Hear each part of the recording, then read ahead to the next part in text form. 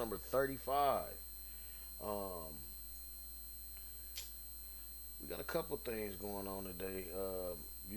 Like how we do, man. I let production send me the list, or let production roll on through, and I specifically said we not talking about you know who, cause that's what he want everybody to do, and y'all falling for it. Anyway, moving on, man. As I said, man, PG the Hustler, man, talking shit, episode 35. I'm gonna just start it right off. I seen a little bit of this. Most of the clips, y'all know that I don't watch. I get them and I watch them with y'all. Everybody that's on the panel, everybody that comes, even though it's just me right now, everybody that comes, we watch them live.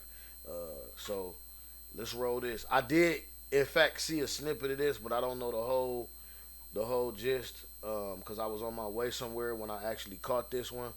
Um, scrolling through my social media, and I ain't gonna lie, I was kind of bothered by it also, especially at first I seen all this hair on this dude on this dude's face, and I'm like, okay, so I'm thinking to myself, why didn't he fight back? Because I'm thinking he was a grown man.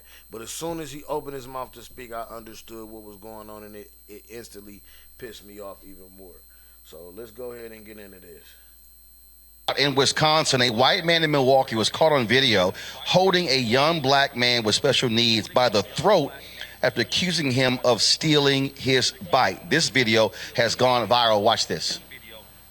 Hey, Stole. I'm recording you. Let go of the Go man's ahead, neck. record. Let go of his neck. He's not going Stole the anywhere. bike right out Sir, of a friend of sir. mine's yard. Let go of his shirt. Let go of his I neck. did it. See? I did Let go it. of his neck. I did. Okay, I did you're it. fine. You ain't gotta hold his oh, neck. no, I sir. didn't touch it. I This did is when you touch can it. tell that he's still young, even if he's I did not touch super it. young, For he's real, still yeah, I young did touch it. Yeah, one of this kid over here, one of his friends stole a bike right out of a friend of mine's yard. Okay, my address is. Yeah, I did touch it. I'm for real. Up here on God, I did touch it. Yeah. You ain't gotta touch his neck like that, bro. He a kid. Yeah, right in the middle of the road. See, he don't look like a kid at first. And you gotta Hey, watch out. hey, do y'all know? minutes ago. Hey, little man. There's two Do you know his minutes ago. people? There's actually three kids Go here. get his people. Go get his mom or He his. gotta go with us because his mom don't know us. No, go get his mom or go get somebody that where he lives. He doesn't know. They don't know us. I don't know what kind of bike. It's a green one. Yeah, but he didn't steal it. But that, I don't know what you got going on, little man, but he don't need to be grabbing your neck like that's your that. bike. You heard me? Yeah, I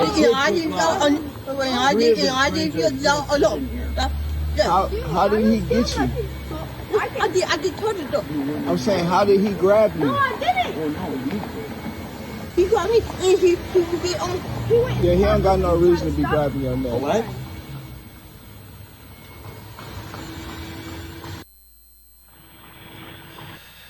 Go. Well, Larry, let me tell you what happened here. It was a black group. They pulled up on Homeboy. His name is Robert Allen Walsikowski Sr. He described the bike to the 911 operator as green. You saw the bike. It was blue. Milwaukee Police Department is aware of the video and is investigating. The young man's name was not released, but he's 24 years old. But a group of black folks pull up on his white man's house, and they've been protesting. I don't know if y'all have the video. And they said, oh, you want to touch a young black brother? Here you go. And then you've had other activists from around the country who said they're going to pull up at his house in Milwaukee. Look, I keep telling. That's why, we had this segment, Crazy Ass White People. Y'all keep putting y'all hands on black people. It's about to be a problem, Larry. Man, these white people don't care nothing about y'all. They doing this Listen, shit for y'all to do this. Roland, man. Y'all motherfuckers this better is, stay I sharp, feel for man. this young man who's obviously read the article with special needs, but this is once again another example of racial violence. And listen, we could have videos like this. You could play these on loop, Roland, every single day. And we obviously talk about these issues with law enforcement, but also these citizens. And this gentleman thought he had the right not only to detain him, put his hands around his throat. And I'm great. I'm glad that citizen showed up, that brother showed up, let him know he need to take his hands off of him. But we can't continue to allow these folks to get away with it. So yeah, they need to be out in front of his house 24 hours a day, 7 days a week, to let them know that we members of the black community won't allow this to continuously happen, particularly those in our community who are the most vulnerable, which is clearly the case. But once again, the police department should be investigated. This gentleman should be arrested for assault. And then people not only protest in terms of in front of his house, they need to go in front of his job and let his employers know this is the kind of behavior of the individual you're employing. And it'd be certainly better not be a state or city employee. But once again, Roland, if you mess around and find out if you put your hands on members of the black community, and we need to keep doing this to hold these folks accountable. Look, Randy. I'm telling you, I'm glad to see how people responded, and I bet that man is a little bit upset. Remember the guy in New? I know you might not remember the story. The guy in New Jersey who attacked this young brother, and man, when the protesters showed up at his house, and he had to move. And so that's what should happen. I mean, bottom line is, you don't sit here and just put your hands around this young brother's neck, and then you call 911 and say the bike is green and the damn bike was blue. Right. And he also said the friend stole it. He said that not that gentleman stole it, but the friend stole it. So why do you have this gentleman in a neck hold? Not that that would be appropriate anyway. Definitely he should be arrested. Again, this is assault. But I think that the message should be loud and clear that black people are sick and tired of being sick and tired. And if the police will not protect us, if the systems will not protect us, we will protect each other. So they should be paying attention. And I'm so thankful for that brother being there. Michael. We were just talking about deterrent in the previous story. There have to be deterrents too for people like the gentleman in the plaid shirt. You have to put some bracelets on them, take them downtown, book them for assault. I mean, because then hopefully the message will get out to people like him. I better not do this because this will happen. Same with the deterrence with the police. There has to be some stronger deterrence when folks do things that are not that frankly are illegal. Mm-hmm. But the laws protect police officers, and the laws, or whoever happens to be the DA, will protect this gentleman in the plaid shirt or the gentleman at the school. So that's why elections matter, because it depends on who is in these particular positions. Facts. All right, folks, back to that Roland Mark Unfiltered video in just one moment. Facts, man. Facts. So, y'all slap in the comments or whatever, man, what y'all think about that. I know if it was anything, I know if you like me, that shit kind of pissed me off. Because for one, don't mess with our kids. Even though he's not a kid, he's special needs. That's a big no. I only agree with the last dude talking about that we need to, it need to be better deterrence. They really need to get booked. They need to get the same treatment we get. And if y'all don't know why I say stop flying that Black Lives Matter flag so much, man, go look at these past shows, man.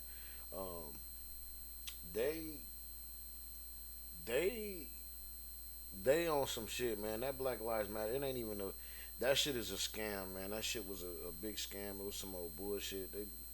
It was some bullshit. I ain't gonna get into it, man. Roll the clips, roll the shows back, man. We 35 in. I think that one was on like 10 or something.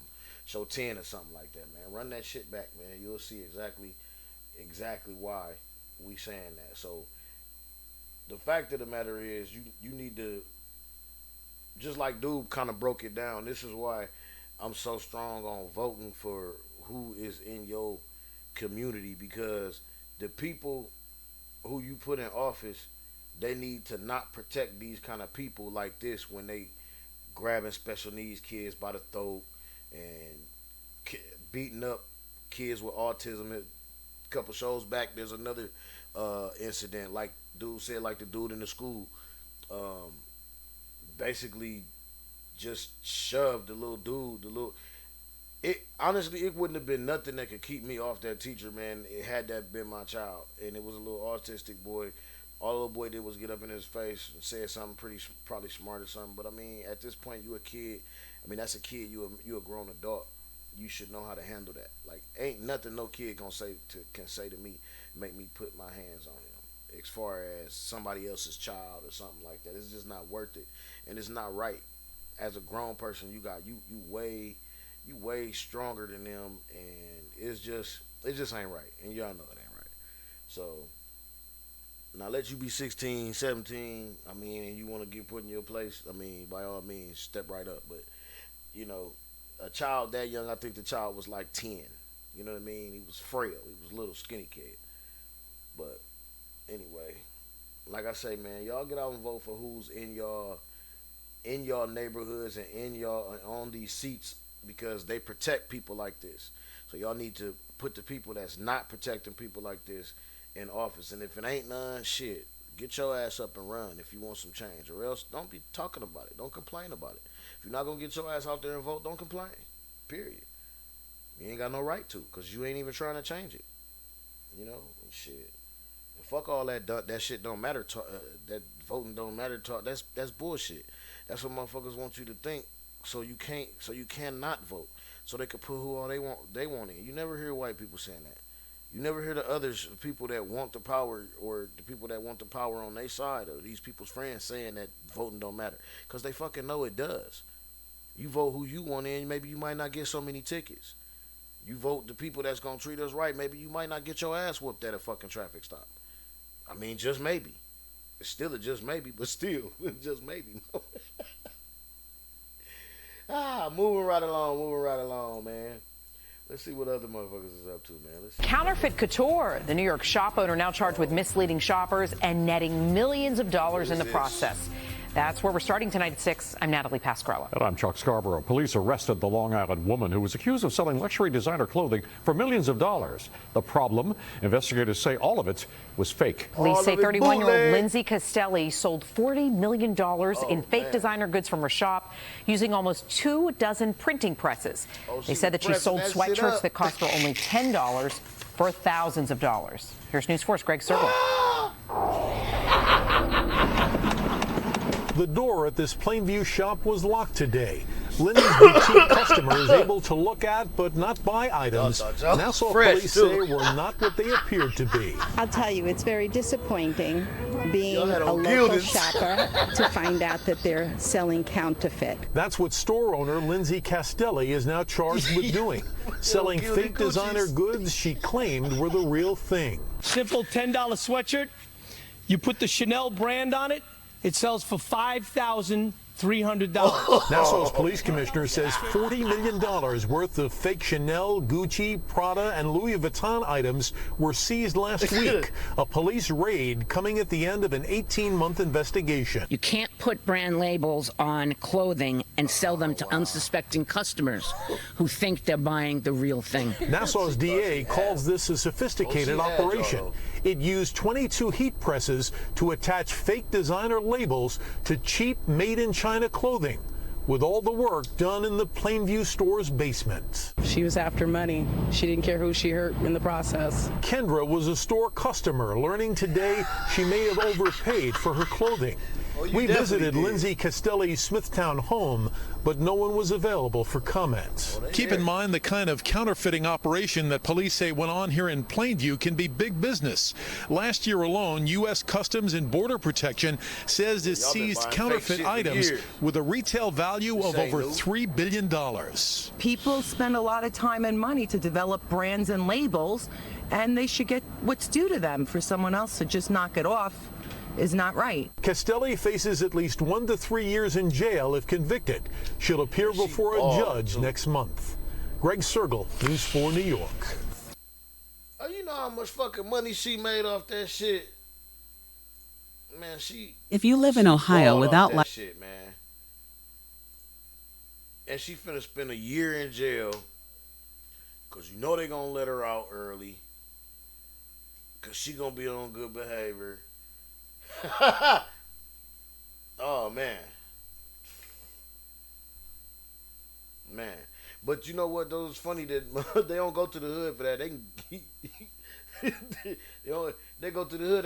All y'all motherfucking stores will be shut down, cause y'all be buying that shit from motherfuckers like this too. Y'all be up there buying this shit and y'all know it. Oh man, that's hilarious.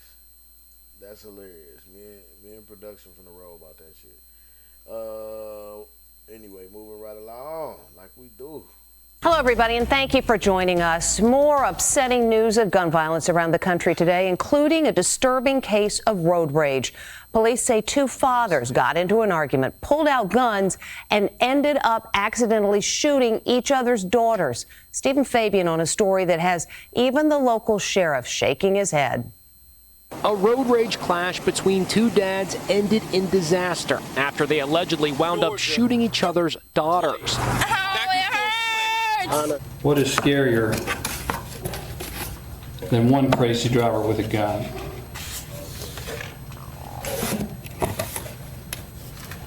Two crazy drivers with a gun.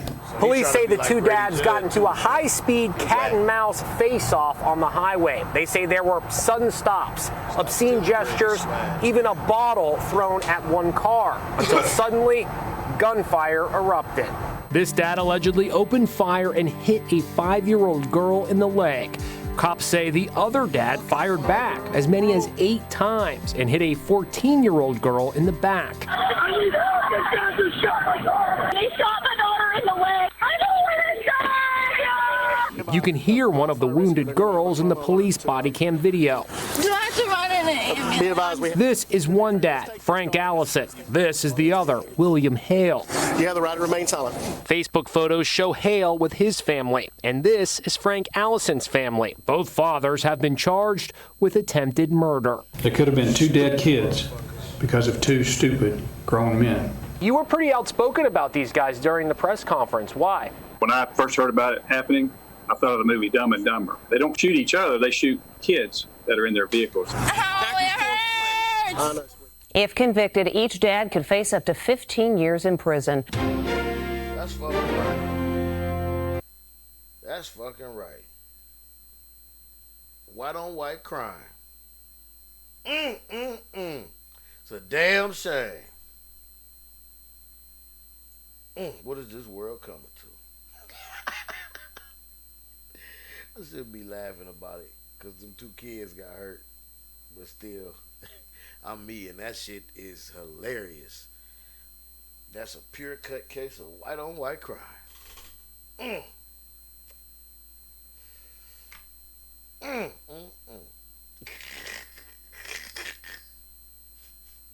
I'm sorry, y'all.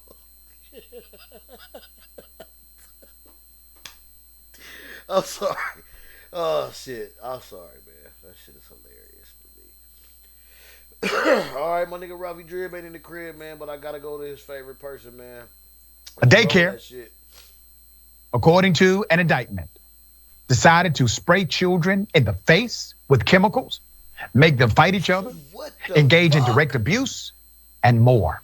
This was at a daycare in an Air Force base in Warner Robins, Georgia. Let's put up the picture of their very festive literature. 3 formerly employed women of an Air Force base daycare in Warner Robins, Georgia, have all been indicted for alleged child abuse. According to the Department of Justice, a federal grand jury returned a 30-count indictment charging 2 former employees and the former director of a daycare facility located on Robins Air Force in Warner Robins, Georgia, with charges related to the alleged child abuse. So let me give you some background on these former employees. Zanae Kiana Flynn, 27 years of age, from Centerville, Georgia, is charged with 18 counts of cruelty to children in the first degree, 6 counts of cruelty to children in the second degree, 3 counts of simple battery, and 1 count of failure to report suspected child abuse. There's more. Antonisha Monet Fritz, 29 years of age, of Tanner, Alabama, is charged with 18 counts of cruelty to children in the first degree, 6 counts of cruelty to children in the second degree, 3 counts of simple battery, and 1 count of failure to report suspected child abuse. And battery. And the former daycare worker, Latona Mae Lambert, 51 years of age, of Kissimmee, Florida. Okay? Charged with 1 count of failure to report suspected child abuse. She must be the owner. Knew about it, according to the indictment. The indictment alleges a variety of felony cruelty charges against children. This was committed during January and February of 2021.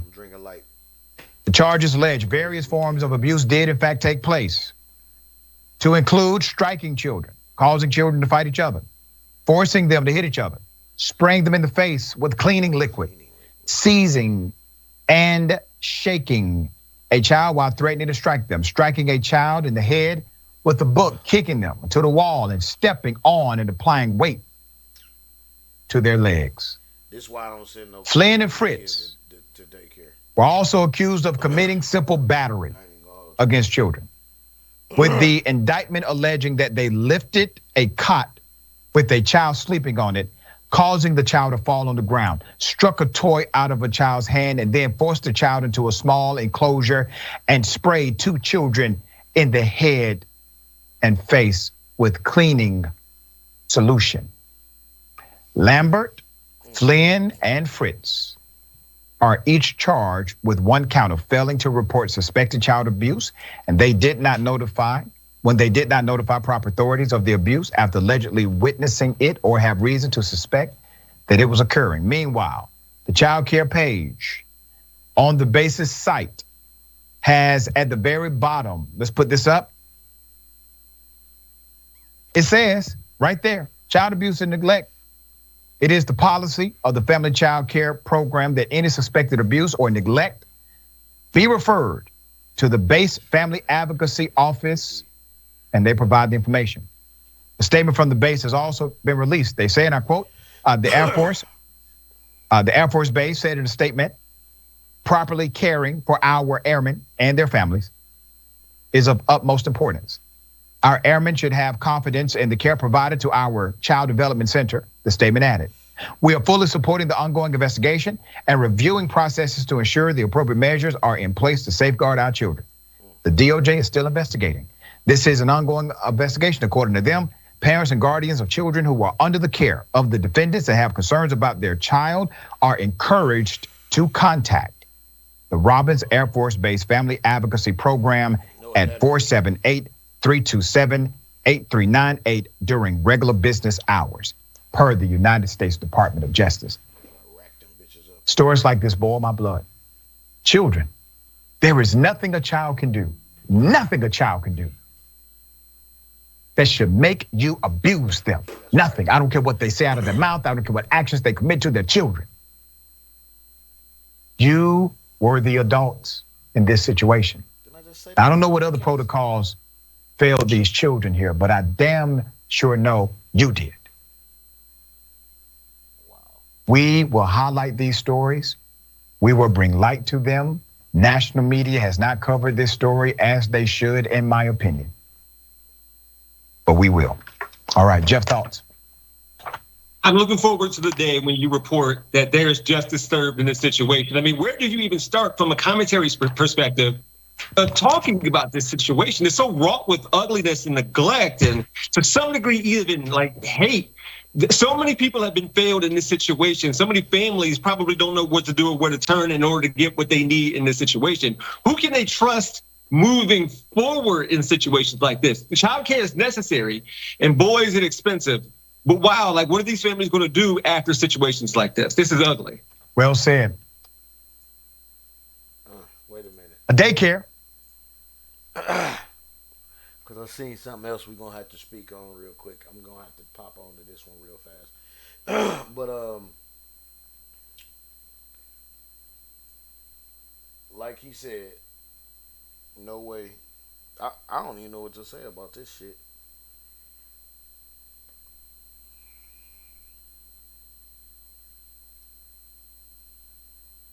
Only thing I want to say for real is if you can avoid it, unless it's a family daycare, for instance, like, okay, my cousin Drip, his mother, my cousin, owns a daycare. That would be the only daycare I would send my child to. Because I know that nothing's going on in that daycare. I don't know about all these weird ass daycares that's popping up everywhere. All these people, these programs, these church program daycares, and all that stuff. You don't know who they hiring. You don't know how they watching your kids. You don't know what they letting them do. They sprayed the kids in the face with cleaner, like some hazardous shit. Like the Air Force, that base is getting ready to rack up the charges against these people because they know, all in all, if it comes down to getting sued or being sued for some shit going on that they done did, they gonna have to pay for it, not the people. Personally, you know what I'm saying? They might make the people pay some kind of restitution or make them pay. You're gonna have to pay because they going to jail, so they paying something. But as far as the actual, like if they sue, like if them parents sue, oh, it's going down. The parents don't gotta pay. The base is paying for all of that. That's why they gonna whoop them. They gonna whoop the hell out of them when they hand that sentence down. A school teacher was found with a list of the people she wanted to exterminate. At least she said she had this list to a student. A school teacher was found with a list of the people she wanted to exterminate. At least she said she had this list to a student. The student confirmed the statement from the teacher. The teacher was allowed to leave school, and the police were called hours after she was dismissed. Let me give you background to this story. Let's put up the picture of the school in question. I want to see the teacher.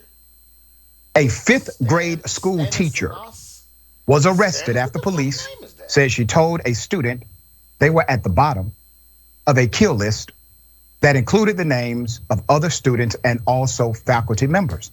On Wednesday, a 5th grade student at St. Stanislaus School, a Catholic elementary in East Chicago, Indiana, told a guidance counselor that their teacher made comments about killing herself, students, and staff members, according to a statement posted to the Facebook page.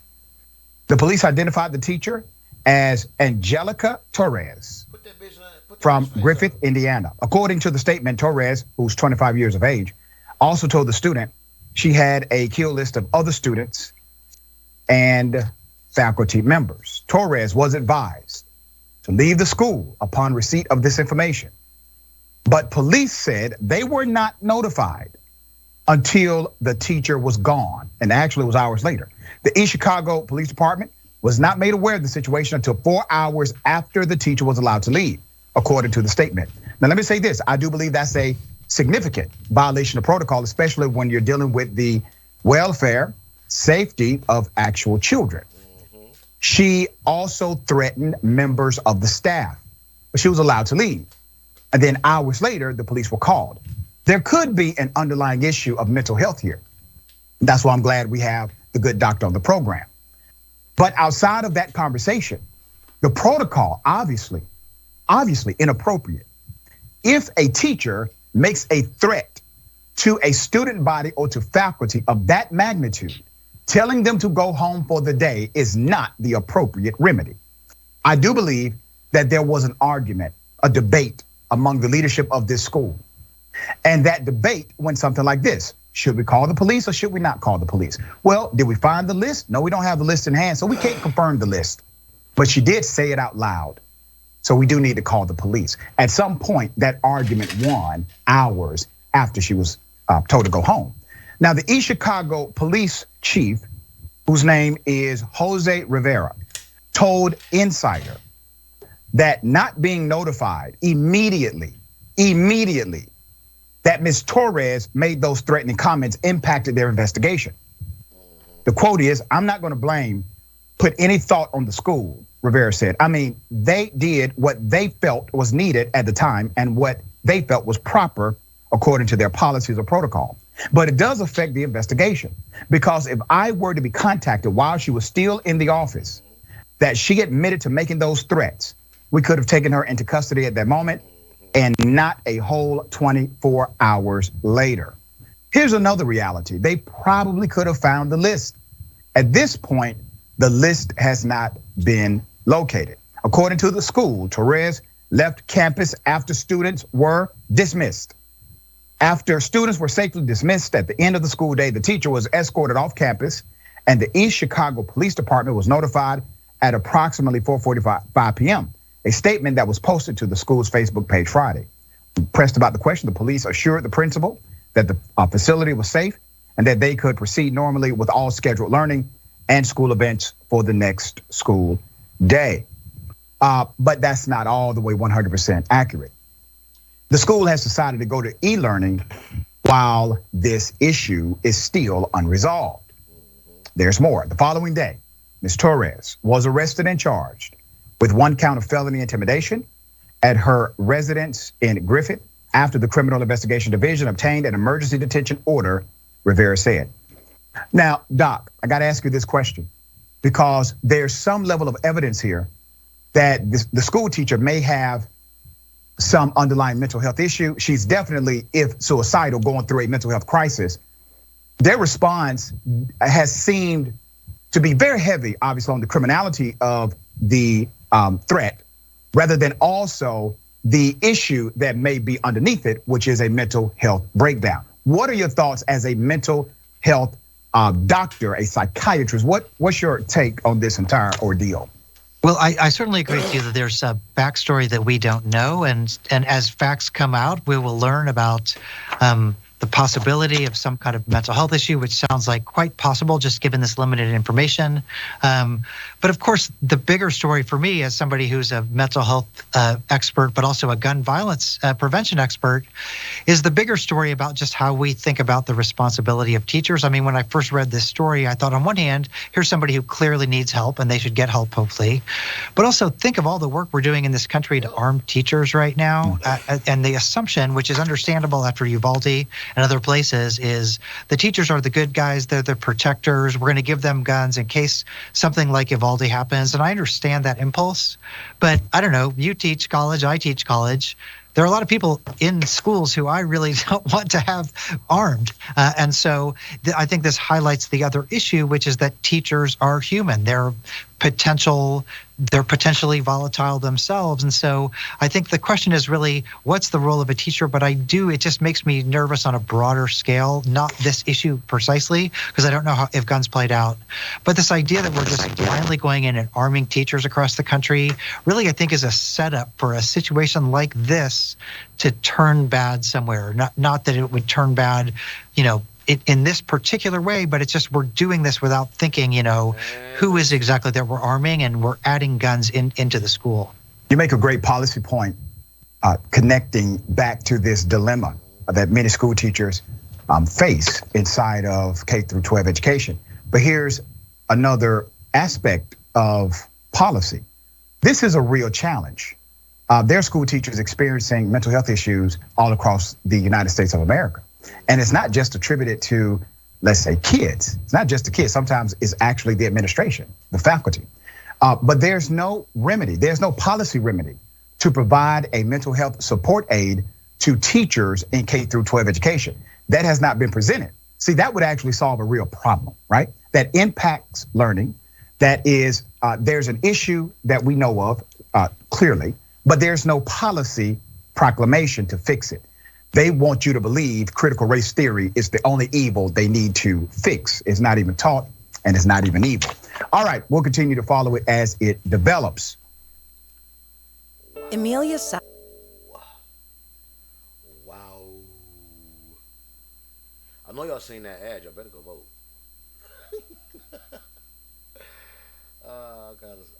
YouTube go hit me for that. So we got 2 more to get through, y'all, man. We rolling along, man. We on schedule too. There's not a lot of commentary, but it's all good. I enjoy the commentary when it's here. But really, my goal is just to bring y'all different stuff that y'all don't see from all over the place. And using these certified, news sources, man. I ain't trying to, throw a bunch of bullshit at y'all. Everything is fact checked. All these cats is real, and these people is on their job, man. And I like that shit, man. It's cool. I enjoy it. I enjoy watching this shit too, like, cause I don't be seeing it before y'all do, and this shit be weird. That's why sometimes I have to break off like I just did and see other things and just go down a little rabbit hole with y'all, man, especially when I got the time to do so. So I hope y'all enjoy that shit, man. Anyway, moving right along. Year-old man in a wheelchair is brutally attacked, stabbed for no reason inside a Taco Bell in Mar Vista. The violent assault is all caught on surveillance video. Tonight, police are searching for the suspect and looking for answers. KTLA's Rick Chambers is live in Mar Vista tonight. Rick.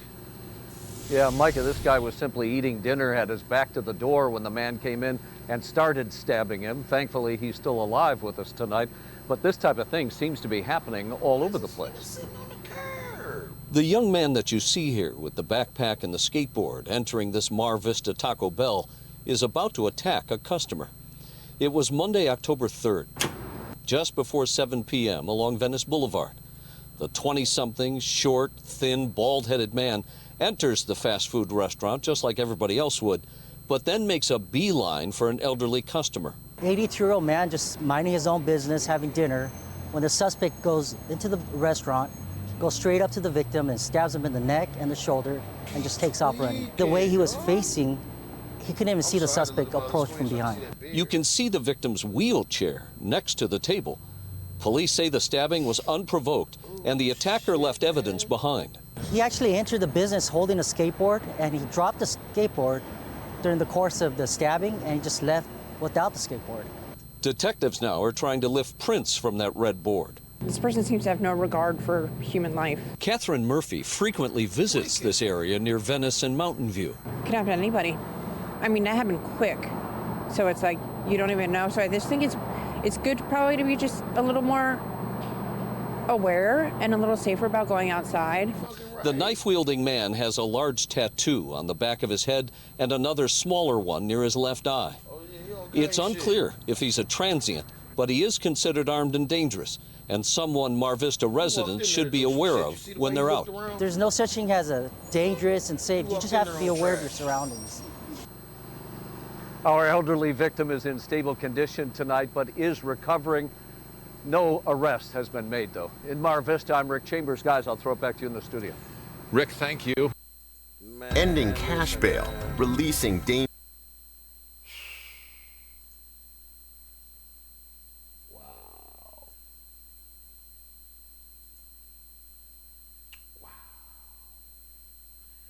Motherfuckers is on bullshit, man. Y'all had y'all head on a swivel, man. For real.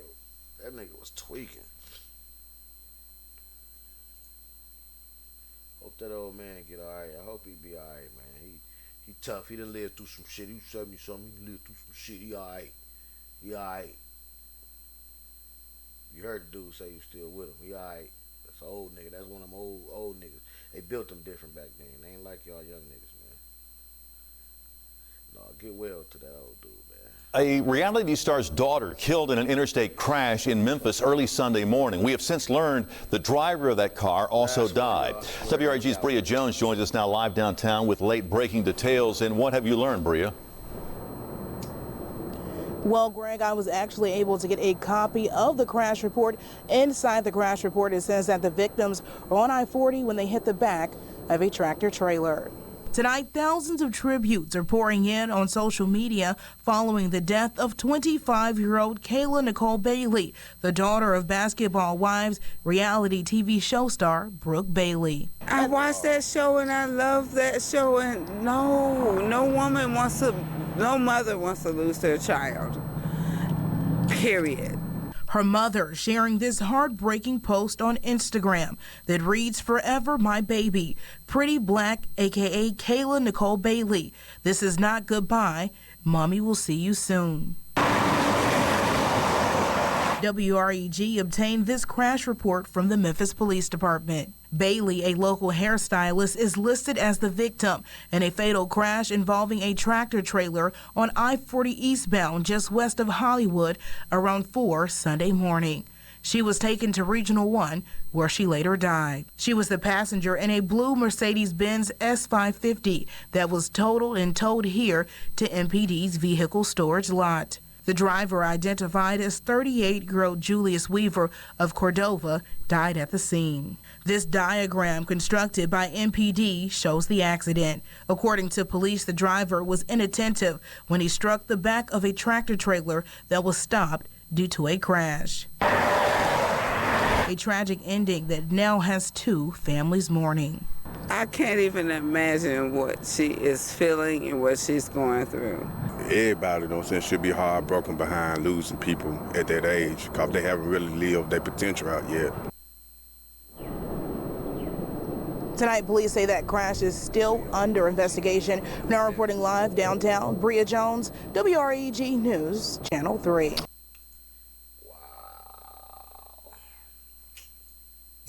My credit score was 5.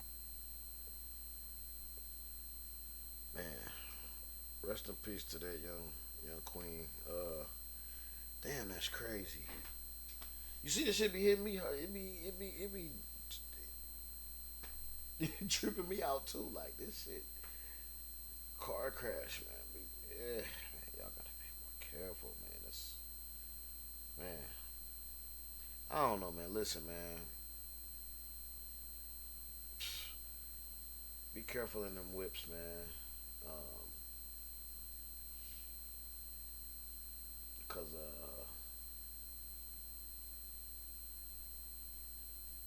being attentive and knowing and being aware when you're driving and watching the road, man, is real important.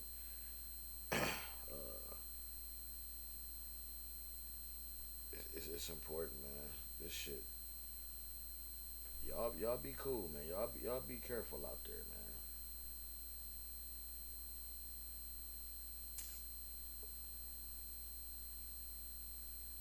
What is this? Let's see here. Let's hit this rabbit hole one more time, man. Let's see what's going on.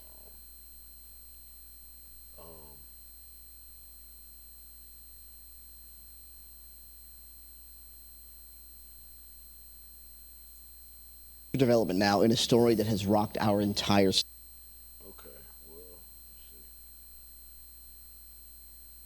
Yeah, I'm gonna hit this one and then this it.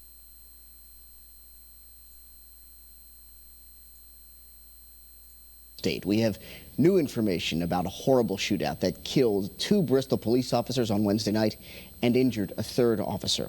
Our coverage begins this morning with recently released body camera footage from that deadly attack. Now, we have to warn you, it's extremely disturbing and graphic, but Eyewitness News has chosen to show the video as it does give more context to the harrowing situation that those 3 officers faced that night. Eyewitness News reporter Marcy Jones joins us now live in the studio to break it all down for us. Good morning, Marcy. Good morning, Roger. Well, this is one of those situations where every instinct is really not to watch this footage, but it is also incredibly important not only to have this evidence for investigation, but also to help better understand exactly what those 3 officers walked into that fateful night. The Inspector General says that 911 call to Bristol Police is believed to have been made by Nicholas Brutcher, the man who shot and killed Sergeant Dustin Diamante and Officer Alex Hamzy. This is 310 Redstone Hill Road, the address where the Bristol police officers were killed. The Connecticut Inspector General's report says the officers went to the side door on the left side of the house near the garage. That's where they encountered Nathan Brutcher, the brother of Nicholas Brutcher. They ordered Nathan to step out of the house. The inspector says Nicholas was hiding in the bushes in camouflage. That's when he fired multiple rounds from an AR-15 at the officers. Sergeant Dustin Diamante and Officer Alex Hamzy lost their lives that night. Officer Alec Iarato was shot in the leg. He made his way around the house. That's where we pick up the body camera footage. Shots fired, shots fired. More cars, send everyone. At this point, the injured Officer Iarato made his way around to the front of the house. That's where he called for backup, mentioning he and the other 2 officers had been shot. Officer shot, officer shot. While he is trying to make his way to a police cruiser in front of the house, you can see he ducks behind a tree. And while this is happening, you can hear a woman repeatedly screaming. Iarato is clearly in pain. We edited this brief section of the video where he collects himself. We pick it up as he heads to the cruiser. In the video you're about to watch, you'll hear rapid gunfire. Clear early, shift, keep him going. Now you'll see Iorato point his gun and fire a shot, the one that police say hit and killed Nicholas Brucher.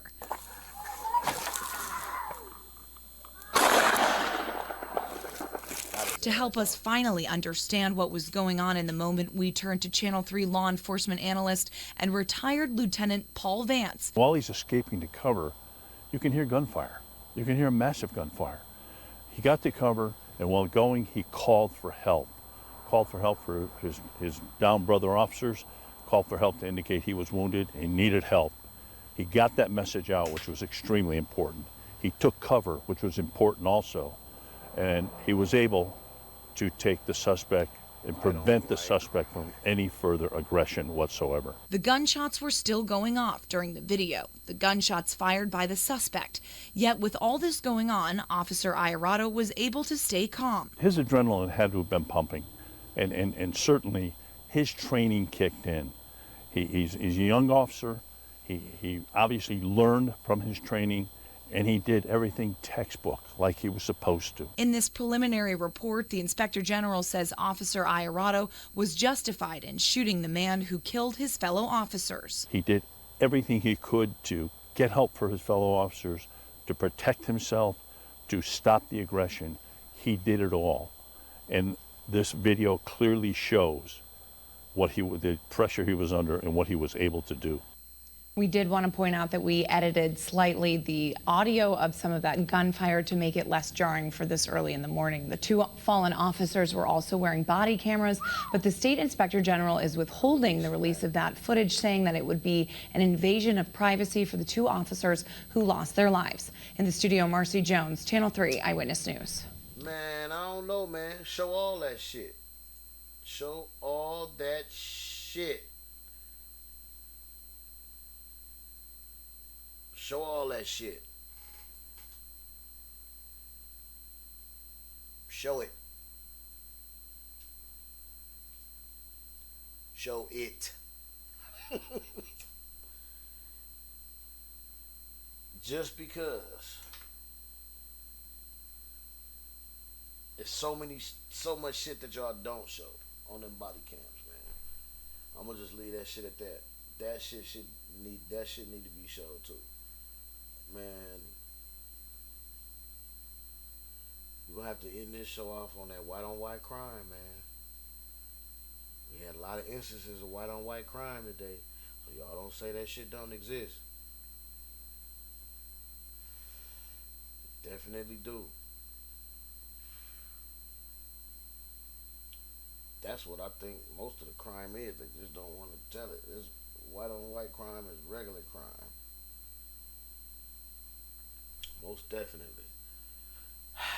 Man, rest in peace to them officers, man. I know y'all gonna get me for saying that, but it is what it is. We don't know the character of them officers, man. They still lost their life in the line of duty, man, and that's a fucked up way to go, man. When you lead when you lead this show, when you lead this whole thing, this whole script called life, man, you do not. I believe, to me personally, one of the worst ways to go is working, man.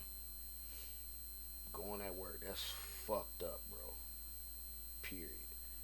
And that's what they do every day. So, I mean, y'all know me, man. I'm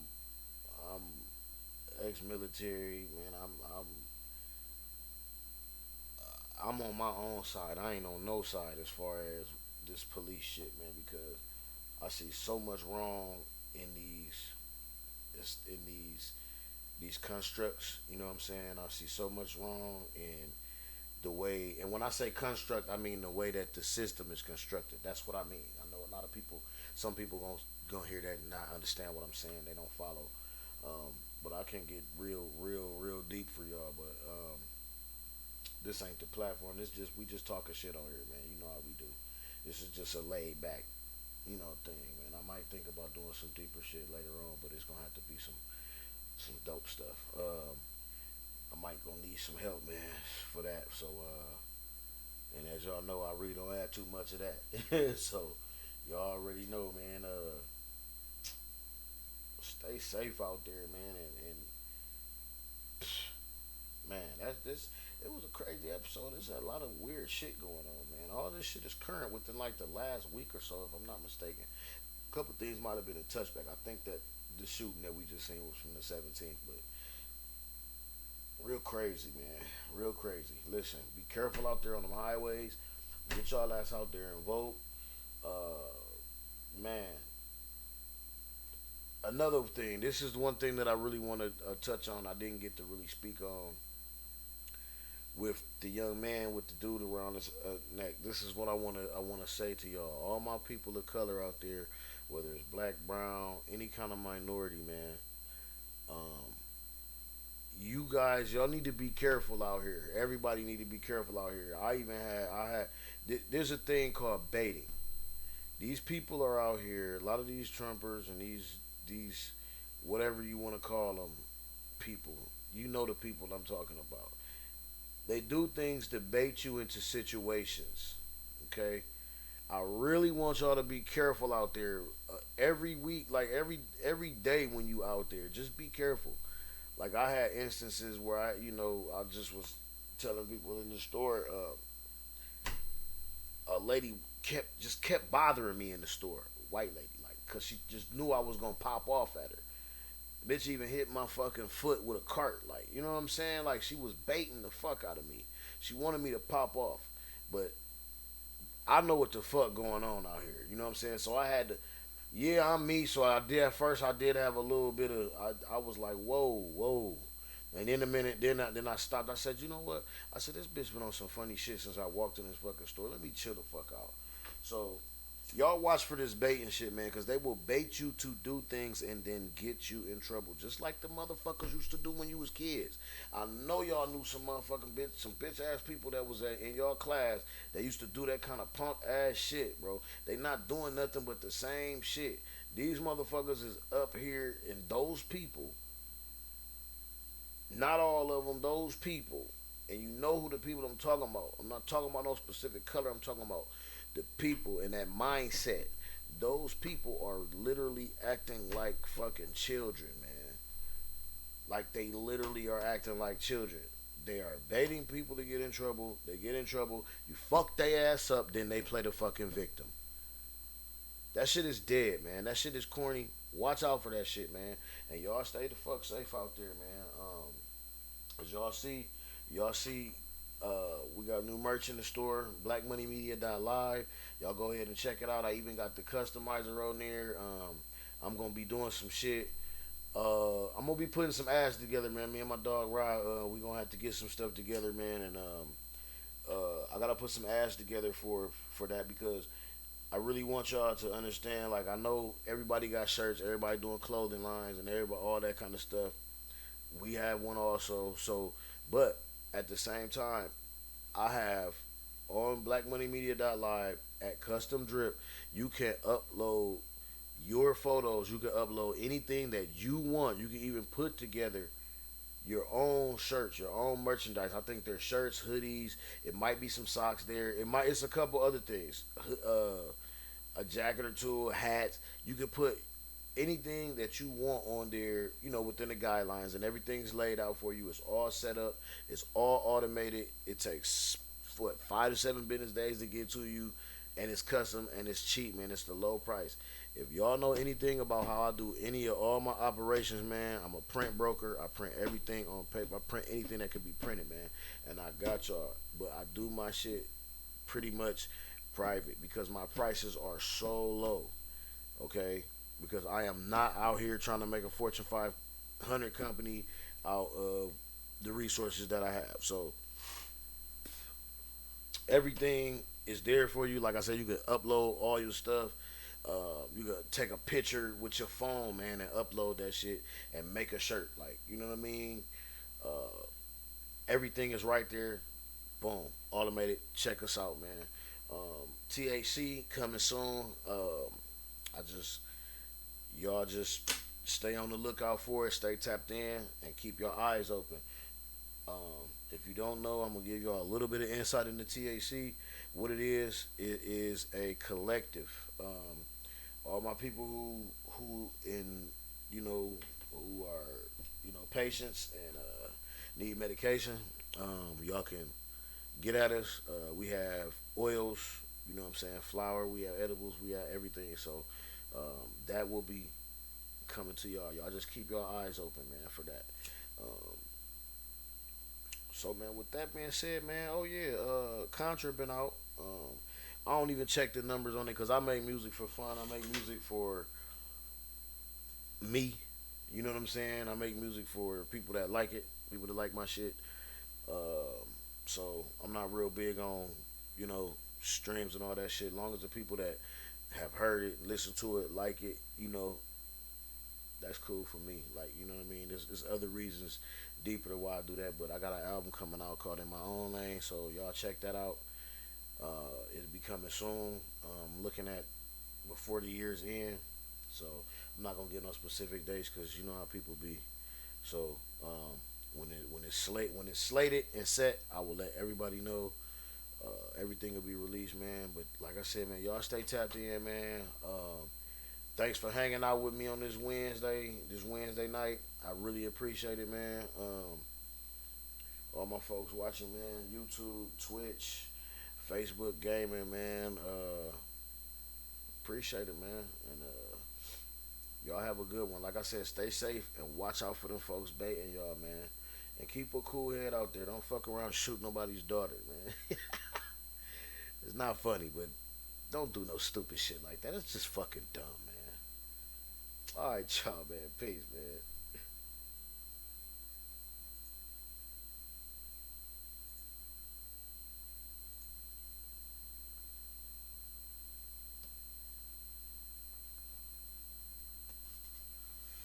Another thing, I bet I hear nobody talk about my motherfucker Simply, man. Had a rough weekend. It wasn't rough, it was still cool. Y'all be cool, man.